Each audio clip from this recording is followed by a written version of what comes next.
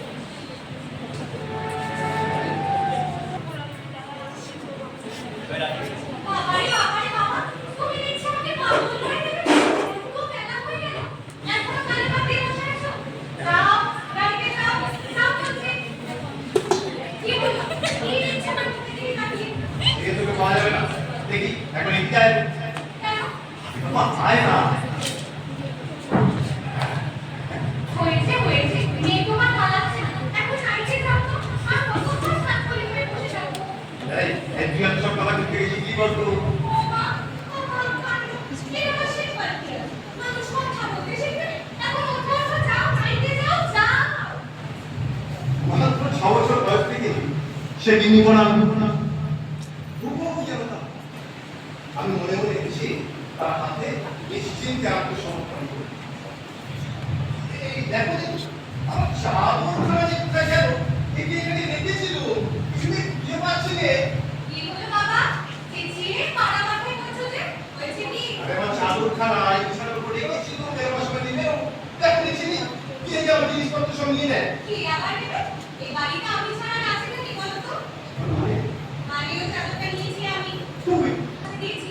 সব না তাহলে এখন উপায় উপায় এই যে, আমার হাতে তোমার জন্য চাদর কেটে বার করে দিয়েছি। ও যাক বাচ্চারি আমি না থাকলে তোমার যে কি দশা হবে বাবা, তাই শুধু বসে বসে ভাবি। মেয়ের শেষ কথা না আমার মাথায় একটা অন্য ভাবনা নেই। আমি না থাকলে তোমার কি বিকাশ হবে? তোমাকে দেখা বিদায় দিতে হবে আমার সংসার। রূপ যতই টনটন করে এটা আমার ভাব। ভাবনা নাই ভাব দিল আমার ছোটবেলার বন্ধু মনীষ।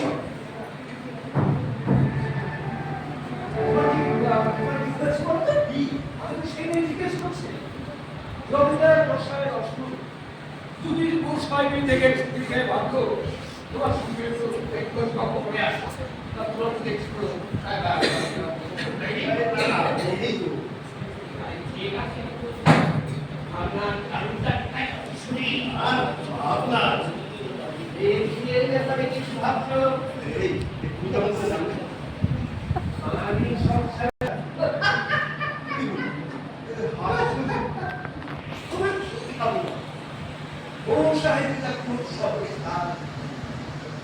সবসময় একটা মানুষের সমাজতায় নিজের বুদ্ধি বিবেচনা সব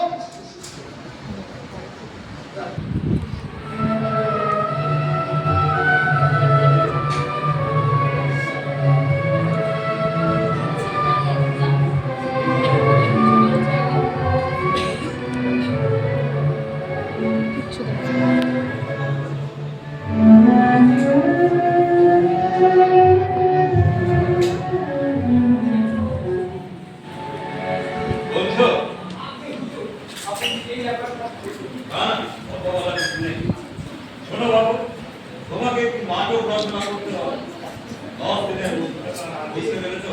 সে আমি শুনেছি নাটক মানে গাইড পাতায় পাতায় ছত্রে ছত্রে ওই ছোড়েদের বংশগুলি গাইড আগে তাও জানি কিন্তু ছোড়েদের বংশগুলি কি তাদের বোঝানো হচ্ছে সেটাই জানো না। আমি এক জানো না রাজের গ্রামের জমিদার কালীকান্ত চৌধুরী কাকুস থেকে একেবারে বিয়ে করে যাবে ছাড়া করে দিতে হবে বুঝতে পেরেছো? আগে সে বুঝছে না সে অনুকূল করতে পারবে একেবারে যাকে ওই 6 লাখ করে দিতে হবে সেটাও পারবে আমি করতে পারি এই আবেশ উনি যখন তোমাকে নিয়ে এসেছে তো দেখি কিন্তু ব্যাপারটা এখন গোপন থাকতে হবে সেই জন্য তোমাদের ওই কাছারি বাড়ি থেকে বৈঠকখানায় নিয়ে এসে বসালাম আর আরামদাদা তেলেকান্ত যেন পুনঃ জানতে না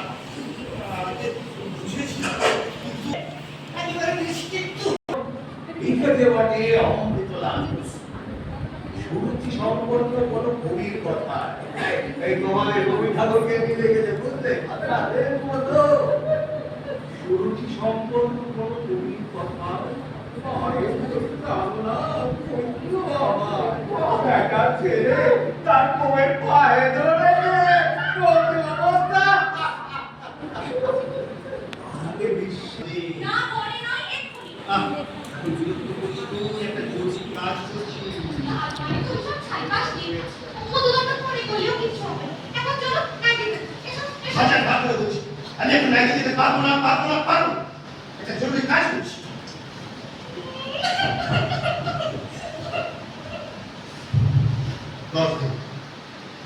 দশ দিনের মধ্যে আমাকে একটা সমস্যা লিখে দিন বড়দের আমাকে লিখতে লিখি কাটি রাতের বেলা সে লেখার সামনে দিতে পাওয়া মানুষের মধ্যে বসে ভিক্ষুক শুরু করে দেখতে চাইলে তাকে লাঠি নিয়ে তাড়ায় কোনো নিরীহ বা জিজ্ঞাসা করবে তাকে জাহান নামে যাবার করতে বুঝে না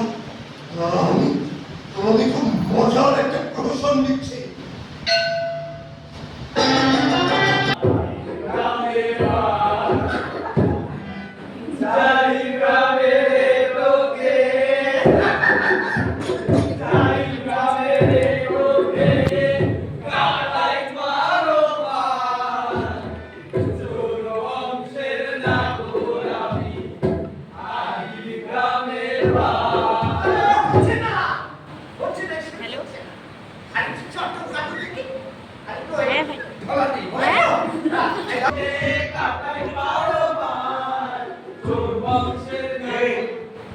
ঠিকঠাক হচ্ছে তো অনুকূল চন্দ্র এই জমে যাবে তো আগে জমে একেবারে ঢোকে করে তৈরি হয়ে যাবে ওই উপর করবে ও করবে না এই তোমার বড় দোষ এই মণিশঙ্কর সব বিষয় আগ বাড়িয়ে কথা বলা আমি জিজ্ঞেস করলাম অনুকূল চন্দ্রকে তুমি মাঝখানে ঢুকে ফুটকার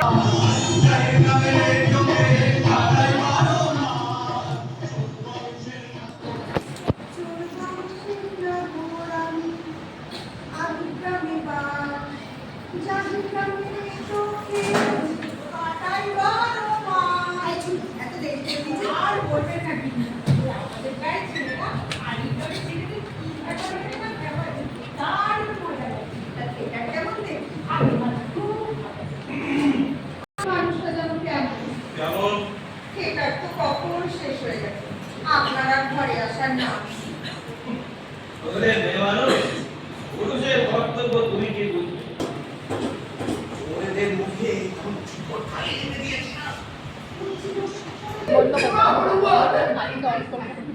রাজা বলেছে আশা নিবেদ হয়ে অনুকূল চন্দ্র যাকে বলে বেশি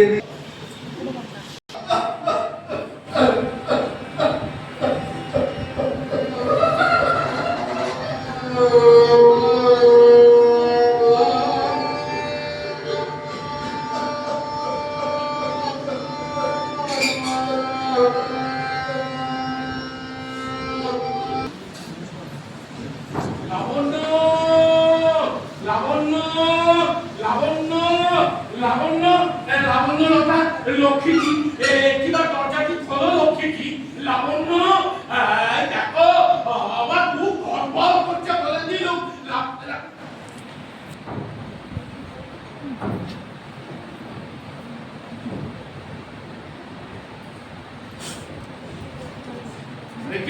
কি বলবে তো